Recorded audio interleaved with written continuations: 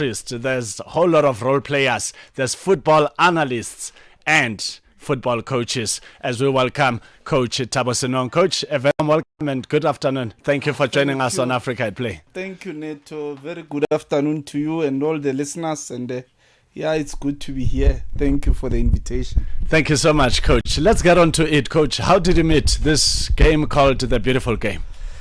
Oof, it's been a while, man. I mean, growing up in Pimville in Soweto, obviously, we still had the privilege of spending a lot of time on the streets playing different games, indigenous games. Did a little bit of athletics also between the ages of 12 to 13.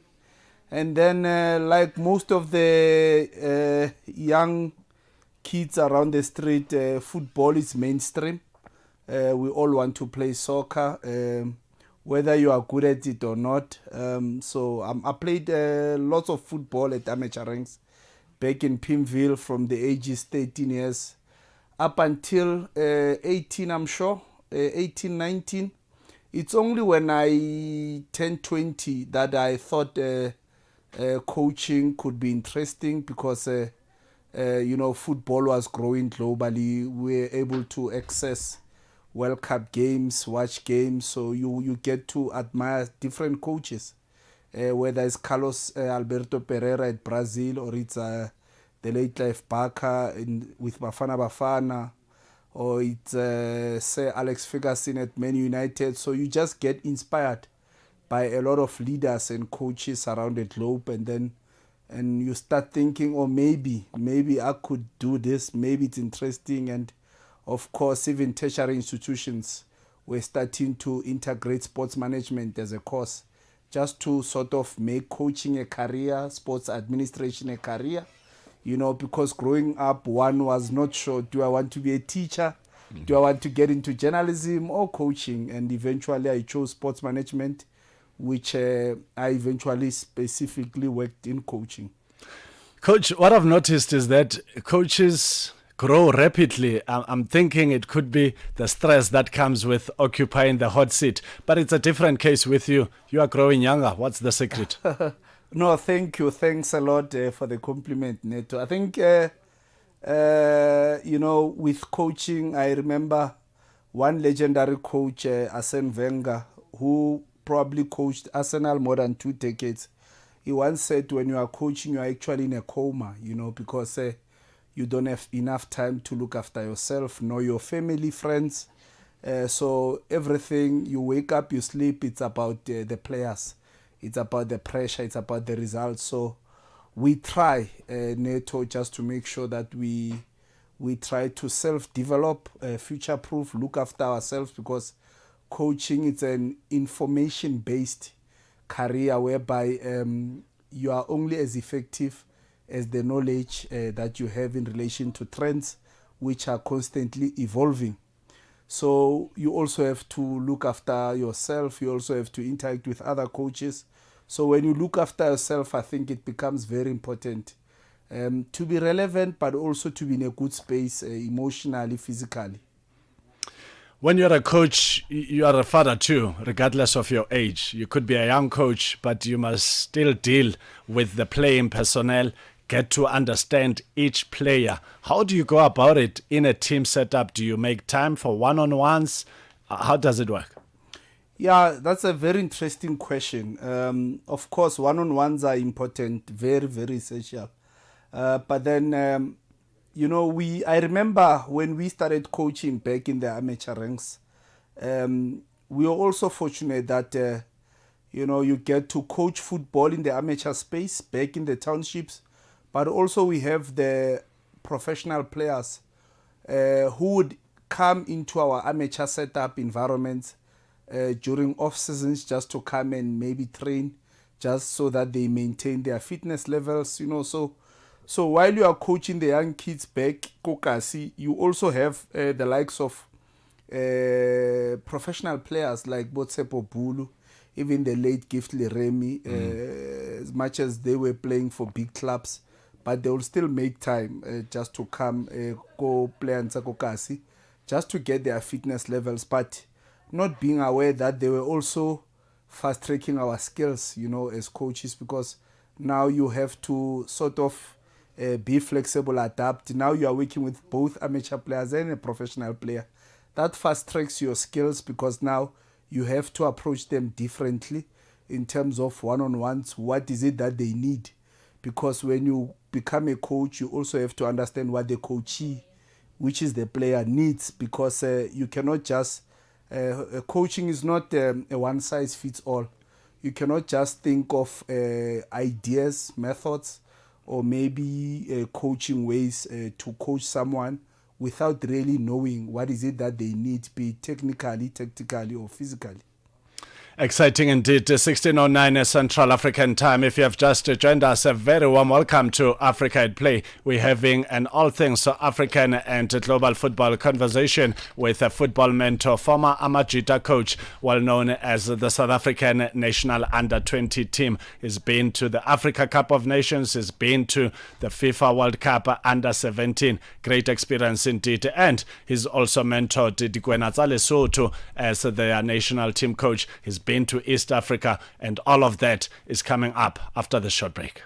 Africa, meet Abedi. Yeah, that's me. Abedi is a music lover through and through. I really love African music. He's got a taste for all kinds of tunes and spends his days listening to Channel Africa. Guess what?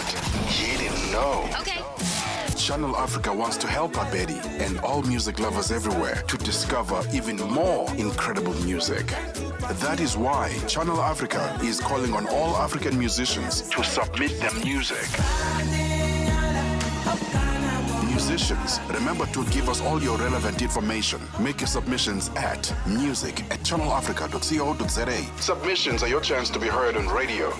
But sadly, they do not guarantee that you will be playlisted. All submissions will be carefully reviewed to see if they meet our station's requirement. Channel Africa, the African perspective. Where champions rise and legends are made. Join Neto Chemane on Africa at Play, only on Channel Africa.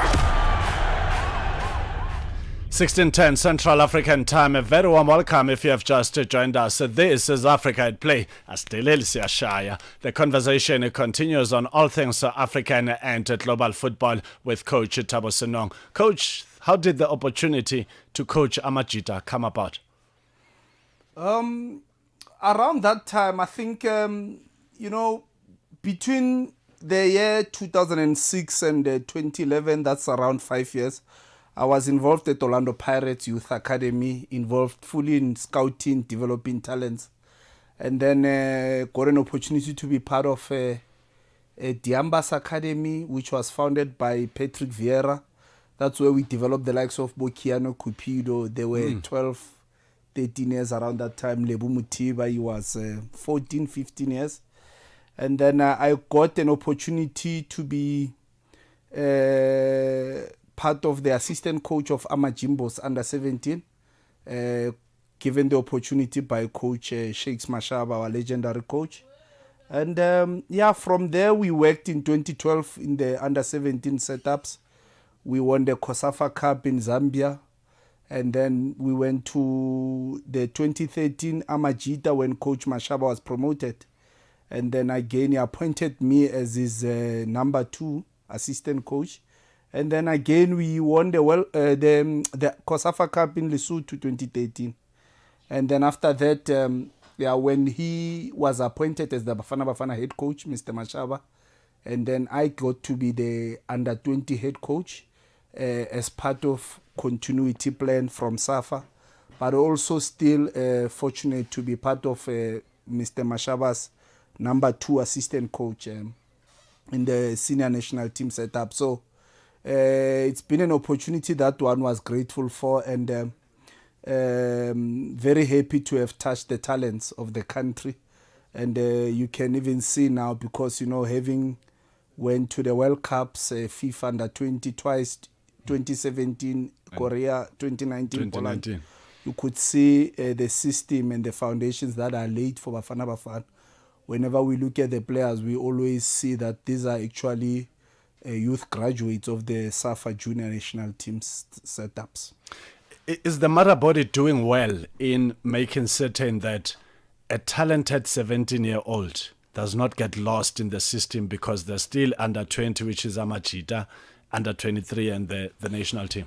Yeah, absolutely. A very interesting question, Neto. I think when we are talking about the talent, be it 16, 17-year-old, the talent is surrounded by many pillars because the talent primarily belongs to the club or an academy, and then SAFA supports the development of the talent itself on a part-time basis whenever their national teams call up. So, but there's also parents that are surrounding that talent, teachers, maybe agents as well.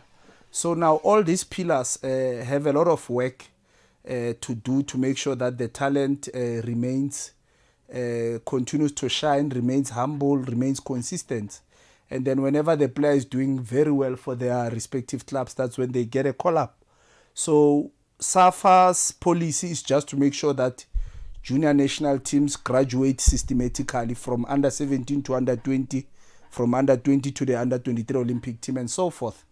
But then now, if the player loses form because of ill-discipline issues, social factors back at home, behaviors, maybe club issues with the management, then it is unfortunately out of SAFA's hand to continue calling that player into respective junior national teams, because a national team setup is a different setup. You are representing your country. You have to be called based on your performance at club. So if you are not really playing, or maybe you have disciplinary issues, then it becomes very difficult to wear a national team jersey. But I must say that if you look at the current Bafana team under Coach Hugo Bros, you see a lot of graduates, Neto, that once represented junior national teams, be it Sipombule, all Amajita graduates, Tebogo Mokoena, Lyle Foster, all the way from under 17 Amajimbos, the likes of Oswina Police, under 20. So even a player like Ronwin Williams, he played for under 20 Amajita in 2010, 2011, and then graduated into the Olympic team under Mr. Mashaba. And then now they are represented. So I must say that youth graduates are represented very well at Bafana level. Amajita, earlier this year, they came back from North Africa in Egypt with the gold medallion. What does that mean for South African football? That was a very huge achievement for the country. We're still very proud of them, and credit must go to Coach Raymond Mdaga and his technical team. And the players did well, Neto. That group made us proud, and that achievement, it was not just to become champions of Africa, but it was also a World Cup qualification, and they went to the World Cup, and you could see they still displayed some good performances, irrespective of how far they went in the tournament. And again, that says the future looks bright, because already you can see some of the graduates. Tylon Smith is now part of the Bafana. He'll be part of the AFCON that will be played in a few weeks. The likes of Chandre Campbell are there also. But of course, the other players, Buma Gidi, they are doing well for their respective clubs. Who's a striker, it's Siwelele, So I'm sure that most of these players are going to benefit Bafana in the long run. But for now, we just have to make sure that they graduate to the under-23 Olympic team, because they are only 20 years, and in the next Olympics, they'll be 23. So if we can just keep them together, make sure they play friendly matches, while also in their respective clubs, they get AMA minutes, because they are currently playing both DDC, the majority of the players, with some already playing top football, like Bomfundo Villagas. So it will be very important that they all graduate, so that they get minutes under pressure at a very demanding level, be it PSL or be it European clubs, those who get offers. That's going to be very important for the country, because if they go to the Olympics, then it will be easier for them to qualify us for the next World Cup, which will be in 2030. And also, what I've witnessed on the ground is that South Africa is blessed with real talent when it comes to football. Yesterday, we were talking to 17-year-old Khomotso Madiba, who's part of the AFCON winning under-20 team that triumphed in Egypt. Currently is in Fluminense, is with Fluminense in Brazil, although he's back home, but he will be going back to Brazil soon. And I was just wondering, I wonder if there are eyes and ears on the ground from a South African football point of view, like you've explained it with different pillars earlier on. But here you have a situation where we've known this boy because of the under-20 Amajita. He's done well and then got an opportunity in Brazil. And one starts wondering, at what point will the system then say we need to have an eye or an ear on players like those? Yeah, no. That's one good example in Khomotso, and the credit also must go to Coach Farouk Khan and Stars of Academy. Stars of Africa. Yeah, Stars of Africa Academy staff members, because they are really doing an amazing work, whether it's scouting talent or preparing talent for professional football. But, you know, Neto, I get excited but also a little bit disappointed, because if you look at the demographics in South Africa and the socio-economic factors, is that you look at Gauteng, we've got this amazing league called the GDL, Gauteng Development League. And then you go to other provinces. We have 9 provinces in the country. And then it is so disadvantaged. We don't have organized youth leagues. We don't have organized, well-sponsored academies. So there's sort of an imbalance, which is my worry, you know, because you could imagine if what is happening in Gauteng with regard to stimulating talents, preparing talents for future pro football was happening in every province. So at the moment, we rely on Gauteng to build junior national teams to some extent. And then, of course, the Western Cape is also doing some amazing work in player preparation at youth level. And then maybe a bit of KZN there and there with the likes of both KZN Academy and Amazulu. But if you look at our other disadvantaged provinces, whether it's Limpopo, Northern Cape, Mpumalanga, Northwest, and Free State as well, we are really not getting deep in terms of talent identification and talent development. And then with time, it's going to cost us as a country, because whenever you are building junior national teams, you need the best of the best. So if you are missing the best, you are only scouting maybe in Gauteng, we might be affected negatively as a country. So that's my biggest concern. But I must say that the youth leagues, DDC to prepare reserve team players, and the GDL has done an amazing work. But we shouldn't rely on one province to build national team players. I think corporate South Africa sponsors, they need to start looking around the country, and also government, just to see if they can put some funds and support youth coaches that are already there, to make sure there are academies in every province, so that the South African national team coaches can scout from provincial academies when they want national representatives. Valuable points indeed, Coach. In fact, during the days of Transnet Sports School of Excellence, when it was full on, you know, I used to think one day there will be the same Sports School of Excellence in different provinces, and that could deal with the challenges that you've just tabled. And let's hope that the various stakeholders listening to this conversation, those with the financial muscle, will make things happen. 16:22 Central African Time. We take a short break. When we come back, we'll find out how did Coach Thabo Senong head to Lesotho. Gender-based violence is destroying lives and tearing communities apart. It happens in homes, in schools, at workplaces, and too often in silence. But it doesn't have to continue.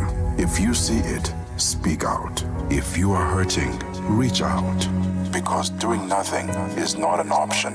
Listen to all 19 SABC radio stations from Wednesday, 23rd of July for Hot Talk, discussions, advice, dramas, educational shows, and interviews around GBV with experts, survivors, lawmakers, and the whole country affected by gender-based violence. For all your favorite SABC radio stations, call 0800 428 428 to report abuse or get help.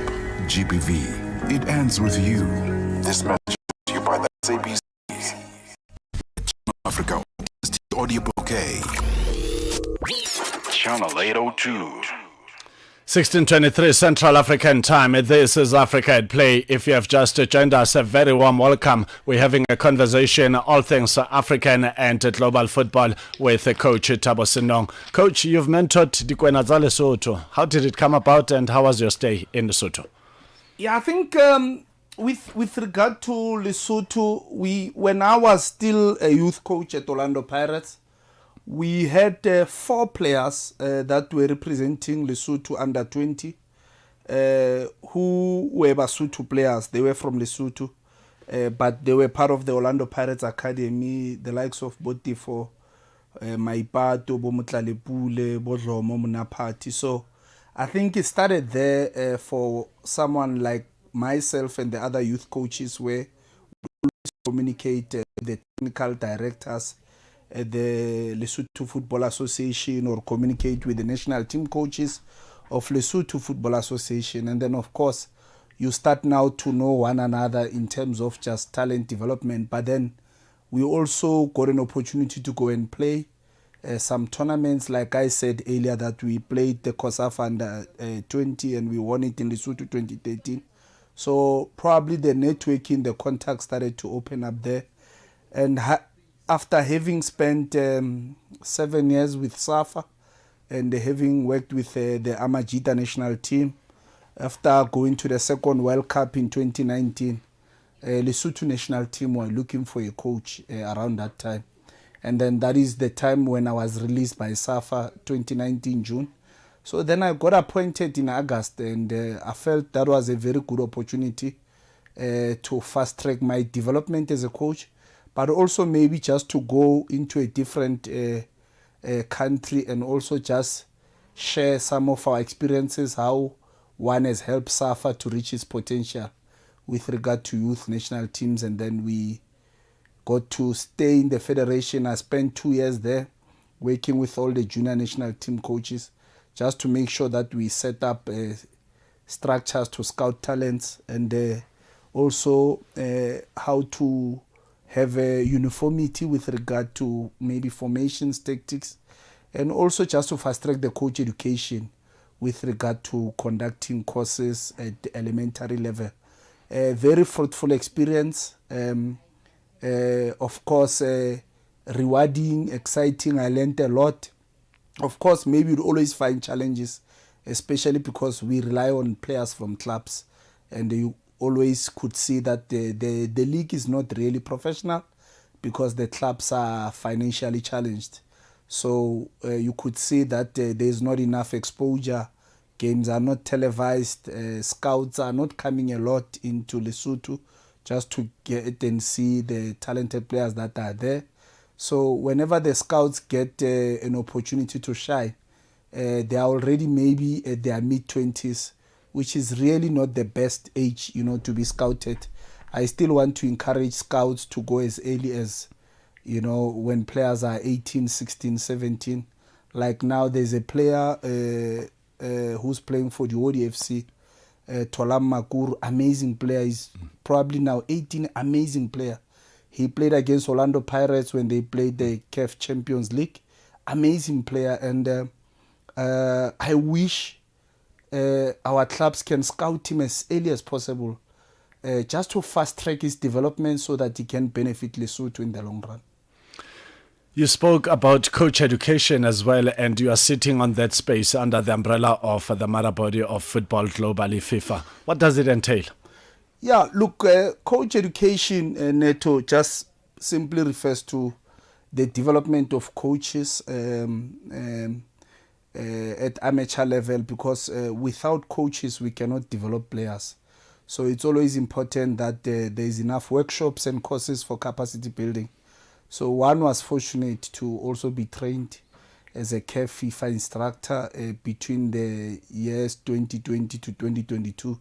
So whenever I'm not engaged in other coaching matters, I get into the coach space, which is coach education, just to go help in developing players, which I also assist SAFA in conducting the SAFA D license, SAFA KEF C license. So it's always important because without coaches, Neto, it's going to be very difficult for us to get the best players. So we need to capacity build and increase the number of coaches so that every talent is touched by someone who's skilled and knowledgeable to make that talent even get better.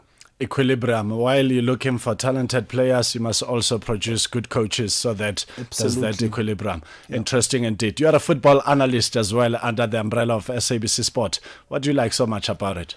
Yeah, it's amazing, especially with SABC because it connects us with our viewers back home, our listeners who come from different backgrounds, speaking different languages. So, to connect with football lovers using different languages, I just feel that is very, very special.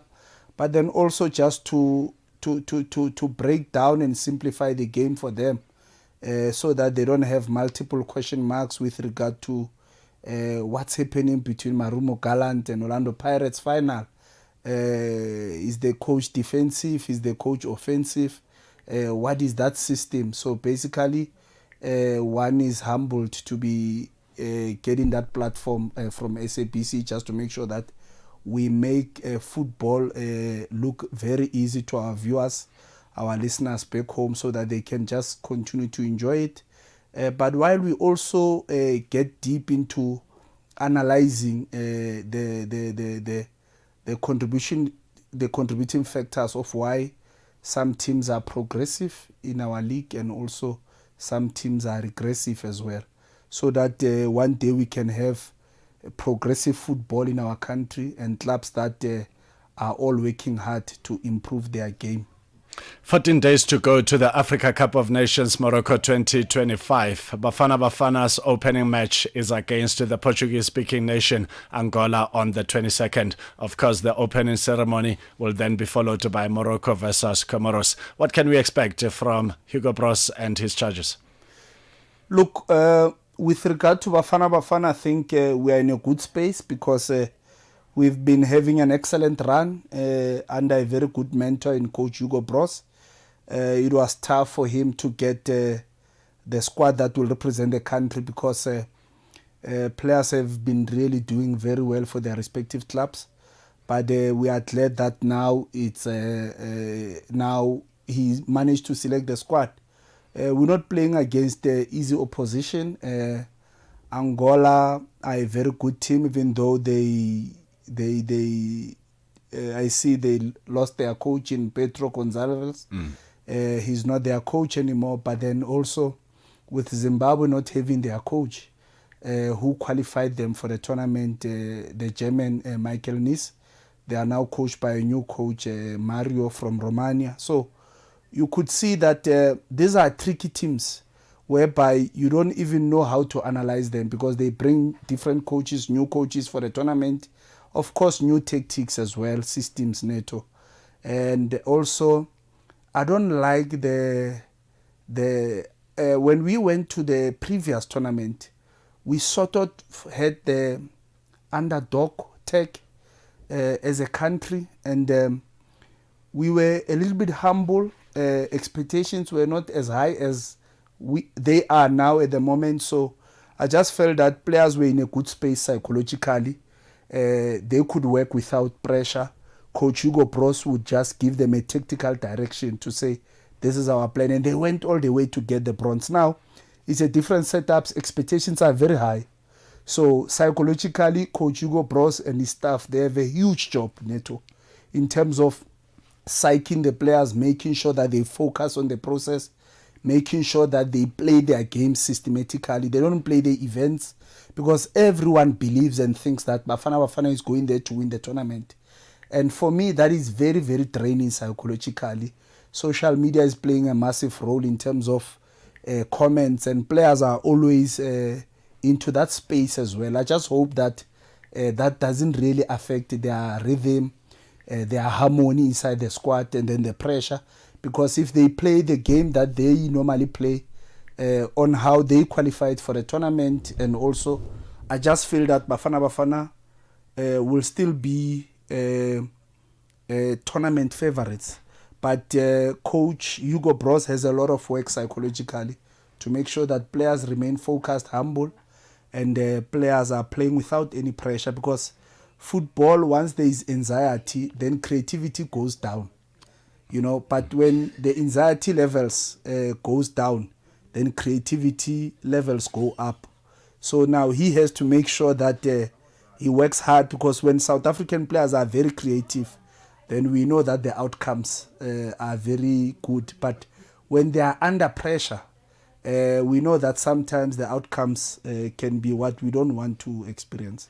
Coach, I want to continue, but the clock keeps saying no. But I want to squeeze this one. We've witnessed the FIFA World Cup 2026 draw at Deja Vu, 11th of June in 2010. South Africa opened the curtain against Mexico, and the repeat is coming up on the 11th of June 2026. Your reaction? Yeah, tough draw. I mean, Mexico are number 15 in the FIFA ranking. So Korea as well, number 22. We are probably 62, but those are just numbers. They don't play football. I think when there's harmony in the squad, and we select the right players who are match fit, Bafana has a chance to qualify us to the knockout phase. And I'm hopeful about this generation. And I really don't want to talk about the World Cup performance so much. I think the AFCON performance will contribute and give us some clue with regard to what's going to happen in the World Cup. But for now, I can only wish Bafana all the best. Coach Hugo Broos all the best. We have a good generation. It's our time to go make a mark in the global space. Football analyst, coaching instructor, coach. He's a man with many labels, and we appreciate his contribution to football, not just in South Africa, but on the African continent and globally. Coach, it was some pleasure talking all things football with you on Africa at Play. Have a great afternoon further. Thank you so much for the opportunity. Thank you. That's how we wrap up our conversation with Coach Thabo Senong. All things Africa at Play continues after the short break. You like what we do on Channel Africa? Then follow us on our socials. Channel Africa 1.